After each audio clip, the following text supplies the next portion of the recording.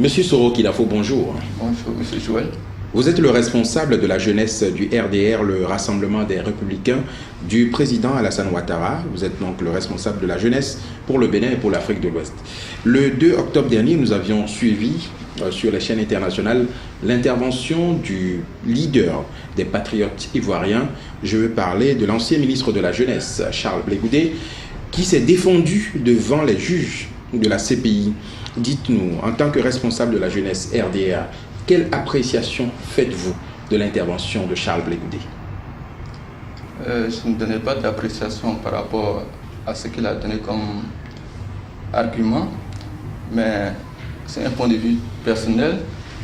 Il faut dire que nous sommes attristés de voir aujourd'hui qu'un Ivoirien, parce que c'est un jeune Ivoirien qui se retrouve aujourd'hui devant les tribunaux internationaux. Notre prière, c'est qu'il n'y ait plus une pareille situation qui puisse amener un Ivoirien devant cette juridiction internationale.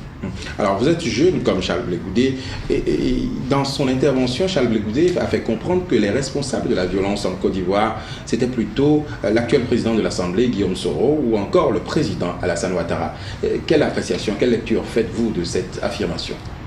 Je crois que si vous avez pu suivre son intervention, il s'est même décrit lui-même en tant qu'une personne qui parle beaucoup. Donc ces arguments, tout ce qu'il a eu à dire, il n'engage que lui. Vous savez, c'est un homme que nous connaissons très bien pour son verbe, il parle énormément. Donc ce sont des accusations gratuites. Nos responsables, M. Soro Guillaume, le président de l'Assemblée nationale ivoirienne, n'est de loin pas ce qu'il est en train de dire de lui sur les ondes. C'est quelqu'un que nous connaissons très bien. Lui-même, Blé Goudé, en tant qu'étudiant, a eu à travailler avec M. Soro Guillaume. Ils se connaissent très bien. Donc aujourd'hui, quand il se présente en accusant cette personne, je pense que c'est très grave. Ce sont des accusations qui n'engagent que lui. Oui, mais concrètement, qu'est-ce qui est reproché aujourd'hui à Charles Blé Goudé? Ce sont les juridictions internationales, surtout la CPI, la Cour pénale internationale, qui l'accuse de crimes, de viol, d'assassinat. Ce sont des charges, des accusations qui sont portées contre lui, mais l'occasion lui sera donnée si éventuellement il y aura un jugement qu'il puisse se défendre. Après cette déclaration de Blé Goudé, quelle est la réaction que compte apporter la jeunesse du RDR? Est-ce que vous avez prévu quelque chose? Pour ce qui nous concerne, au Bénin et en Afrique de l'Ouest, nous n'avons pas de réaction par rapport à cette déclaration. C'est un dossier purement juridique et nous n'avons pas à nous initier et à agir concernant ces réactions et tout c'est dit. Alors dites-moi, M. Soro, à votre avis, qui sont les responsables de la crise et des violences que nous avions connues en 2010 et en 2011 en Côte d'Ivoire, à votre avis? Aujourd'hui, nous avons un forum qui est en place pour la réconciliation et les Ivoiriens auront l'occasion de s'exprimer et chacun donnera sa part de vérité. Mais il y aura des résultats qui vont nous éclaircir, qui vont donner à tous les Ivoiriens et sur le plan aussi international, tout le monde sera situé quant aux origines de la crise et tout ce que cela a entraîné comme corollaire, comme souffrance en Côte d'Ivoire. Et parlons justement de ce forum de la commission Vérité et Réconciliation dirigée par l'ancien président de la BCEAO. Beaucoup d'Ivoiriens disent ne pas être convaincus des résultats de cette commission. Est-ce que vous êtes satisfait? Il faut dire qu'une réconciliation, c'est d'abord un processus. Et aller à une réconciliation en ayant déjà des préjugés, je pense que c'est grave. Mais nous connaissons très bien le Premier ministre Charles Konan Banny. C'est quelqu'un vraiment honnête, qui est consciencieux et qui fait un travail énorme avec son équipe. Nous sommes sûrs que toute la Côte d'Ivoire, à travers le CNDVR, se retrouveront. Et je pense que toutes les personnes, déjà, leur donner l'opportunité de venir s'exprimer, les écouter, c'est très important. Et déjà, l'écoute a des propriétés thérapeutiques, ça guérit déjà les personnes. Et je pense qu'il y a un mérite à les encourager et à prier pour que la Côte d'Ivoire puisse, à travers ce forum de réconciliation puisse aider la Côte d'Ivoire à penser ses plans. Alors, parallèlement à ce travail abattu par l'ancien gouverneur de la BCEAO, M. Konabani, est-ce qu'on peut réellement parler de réconciliation en Côte d'Ivoire quand on a aujourd'hui Gbagbo à la CPI, Blé Goudé à la CPI et les pro-Gbagbo pratiquement traqués un peu partout dans la sous-région? Est-ce qu'on peut parler de réconciliation dans ces conditions? Quand vous parlez des pro-Gbagbo traqués, je pense que c'est trop fort. Aujourd'hui, en Côte d'Ivoire, ils vaquent à leurs occupations tant professionnelles que politiques, donc nous ne pouvons pas parler d'être traqués. Mais il y a beaucoup d'anciens ministres de Gbagbo qui sont hors de la Côte d'Ivoire et qui ont peur de revenir au pays. Depuis que le président Alassane Dramane Ouattara est arrivé au pouvoir, il a appelé à tous les Ivoiriens de rentrer. Par exemple, au Bénin, nous étions des milliers d'Ivoiriens de toutes les sensibilités politiques. Beaucoup sont entrés, ils ne sont pas inquiétés et tous les jours, les Ivoiriens entrent et sortent. Et pourtant, il y a une liste.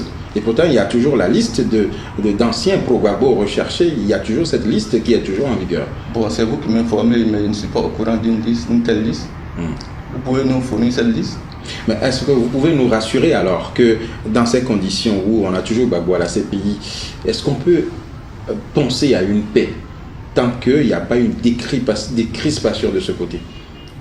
Nous pensons que faire le cas Gbagbo comme un préalable à la réconciliation, c'est faire une mauvaise appréciation. D'abord, ce n'est pas les autorités ivoiriennes qui ont décidé que M. Gbagbo se retrouve à la CPI. Même le cas Blé Goudé, les autorités ivoiriennes même auraient voulu même que Blé Goudé puisse être jugé en Côte d'Ivoire. Mais ce sont les juridictions internationales qui ont eu à insister pour qu'on puisse faire partie de ce Blé Goudé à la CPI. Donc je pense que les Ivoiriens comprennent et les Ivoiriens qui connaissent bien la situation que nous vivons pensent que le plus important c'est d'aller à la réconciliation pour donner un futur à toute cette jeunesse qui aspire vraiment à oublier tous ces traumatismes-là que nous avons subis. Vous croyez réellement à la réconciliation en Côte d'Ivoire? Bien entendu. Vous y croyez? Je crois. Alors nous allons nous intéresser à une autre question. Dites-nous, Alassane Ouattara vient de faire 4 ans au pouvoir. Quel bilan peut-on faire de ces 4 années d'exercice? Le bilan économique? Je pense que c'est un bilan plus que glorieux. Aujourd'hui, nous assistons, je dirais, au second miracle de la Côte d'Ivoire. Quand vous arrivez en Côte d'Ivoire, sur le plan économique déjà, nous avons un taux de croissance de plus de 10%. Et les infrastructures, la Côte d'Ivoire est en chantier.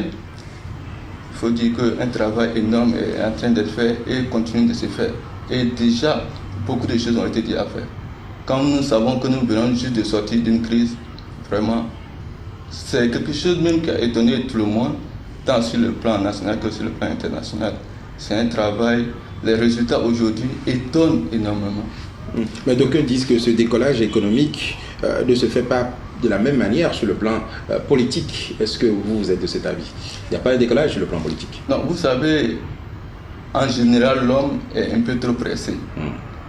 Comme je le disais tantôt, sorti d'une telle crise qui a été très profonde, qui a connu tout ce que nous avons eu comme traumatisme, et arriver là où nous sommes, j'ai dit que c'est un miracle. Ce n'était même pas espéré. Mais nous voyons la main de l'homme qui a travaillé et qui unit les filles de la Côte d'Ivoire. Je pense qu'il faut l'encourager, il faut prier pour lui, parce que ce qu'il est en train de faire, c'est pour nous les jeunes. Alors, les Ivoiriens seront appelés en 2015 aux urnes pour les prochaines élections présidentielles. Dites-moi, comment est-ce que vous voyez l'organisation de ces élections quand on sait qu'aujourd'hui, il y a beaucoup d'Ivoiriens qui ont perdu leur papier et quand on sait qu'il y a toujours ce discours de paternité, de maternité, d'apatride qui se pose et qui pourra également se poser en Côte d'Ivoire. Comment vous voyez ces prochaines élections? Moi, je pense que les élections sont les meilleures élections que nous pourrons avoir. Tout est mis en place. L'opposition qui, dans un temps, avait boycotté d'entrer à la commission électorale, revient sur cette déclaration. C'est pour dire que tous les Ivoiriens sont intéressés par cette élection, parce que ce sont des élections qui vont nous aider encore à aller de l'avant. Ce sont des élections qui vont permettre à tout le monde de voir la maturité de l'Ivoirien sur le plan politique. Donc nous n'avons pas d'inquiétude sur ce plan-là. Mais quand vous parlez de l'opposition qui est de retour, vous parlez du FPI?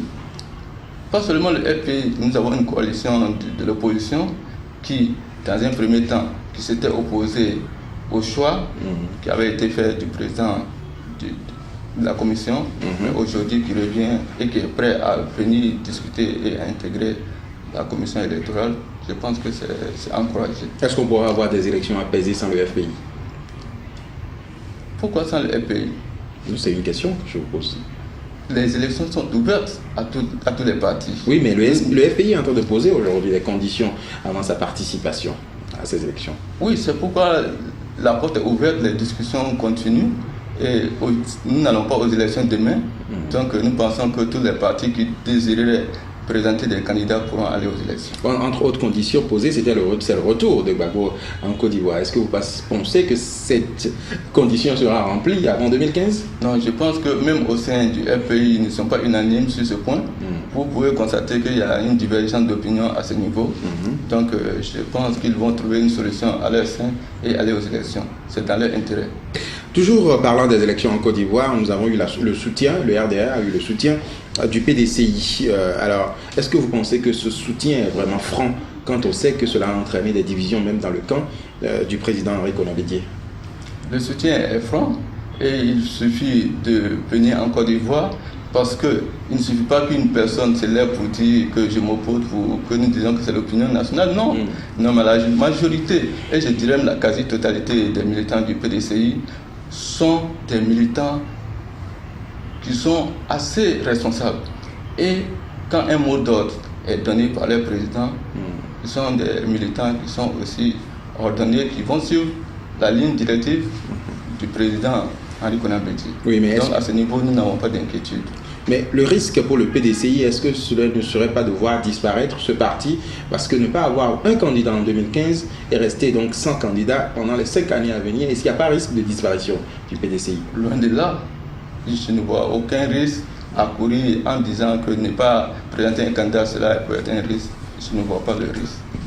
Surtout que c'est une coalition qui se met ensemble et qui travaille.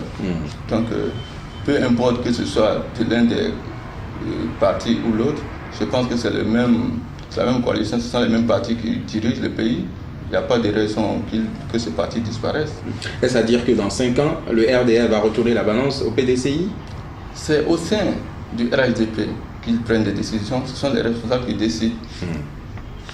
Voilà, Monsieur Soro Kinafor, je vous remercie. Je rappelle que vous êtes le responsable de la jeunesse RDR pour le Bénin et pour l'Afrique de l'Ouest, le RDR étant le parti du président Alassane Ouattara.